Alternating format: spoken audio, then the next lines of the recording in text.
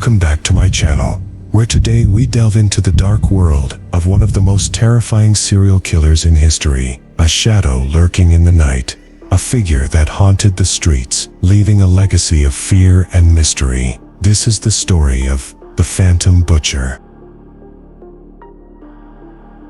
The Phantom Butcher, known only by this chilling moniker, terrorized a small town in the Midwest during the late 1980s.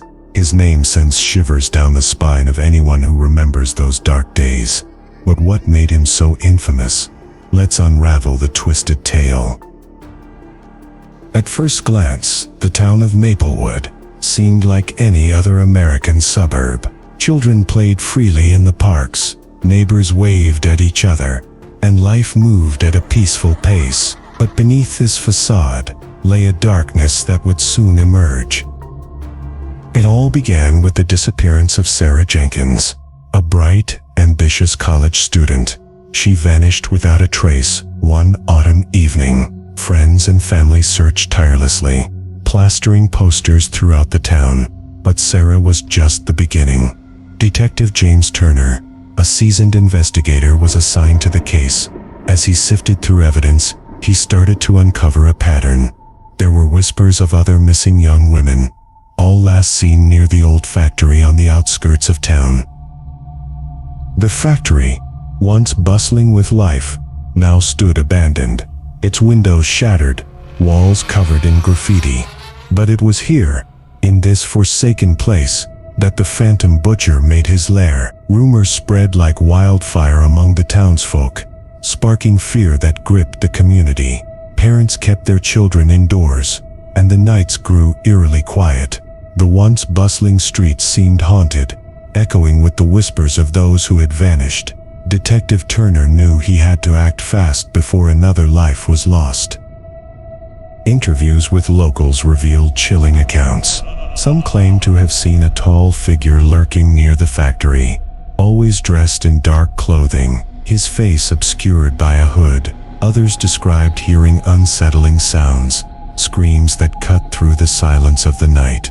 The more Detective Turner delved into the investigation, the more he realized the Phantom Butcher was not just a myth. He was real, and he was clever. Each time the police seemed close to capturing him, he vanished like smoke, leaving nothing but despair in his wake. Time was running out, and the pressure was mounting. Turner pored over every piece of evidence, looking for a connection that might lead him to the killer. Then he stumbled upon something that sent chills down his spine, a pattern in the victims' backgrounds. Each had a connection to a local charity event hosted at the factory. The charity event had been a tradition for years, but it had also been the perfect hunting ground for the Phantom Butcher. He blended in, charming unsuspecting victims before dragging them into the shadows, determined to find answers. Detective Turner decided to set a trap. He enlisted the help of local volunteers, placing them in strategic locations around the factory on the anniversary of the last disappearance, hoping to lure out the killer. As darkness fell, nerves were high. The townsfolk huddled in their cars, watching the factory from a distance. Suddenly, a figure appeared, a tall man in a dark hoodie, moving stealthily towards the entrance, heart pounding. Turner sprang into action. In a tense standoff, Turner confronted the Phantom Butcher. The chilling encounter revealed a man twisted by darkness, a predator who thrived on fear and chaos. But before Turner could capture him, the butcher vanished into the night, leaving only a mocking laugh echoing through the air. The escape sent shockwaves through Maplewood. The Phantom Butcher was still at large, and fear gripped the town even tighter. As the days turned into weeks, hope began to fade, but Detective Turner refused to give up.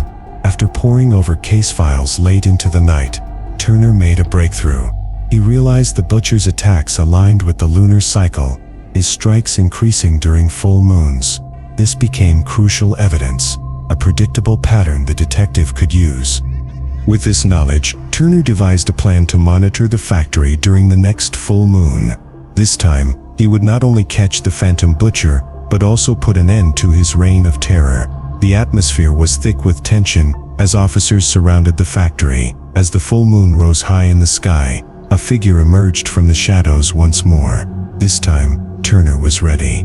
A heart-pounding chase ensued, weaving through dark corridors and echoing chambers. Turner's determination surged. He could feel the butcher's breath on his neck. Just when it seemed the killer would escape again, Turner cornered him, adrenaline coursing through his veins.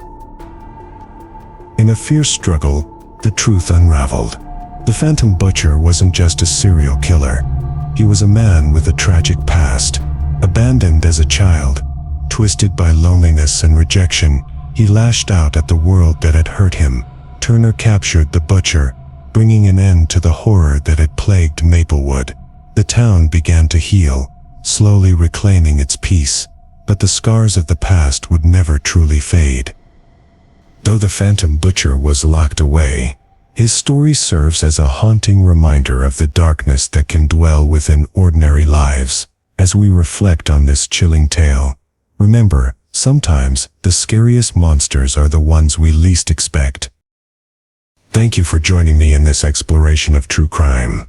If you found this story compelling, don't forget to like, subscribe, and share your thoughts in the comments below. Until next time, stay safe and keep your doors locked.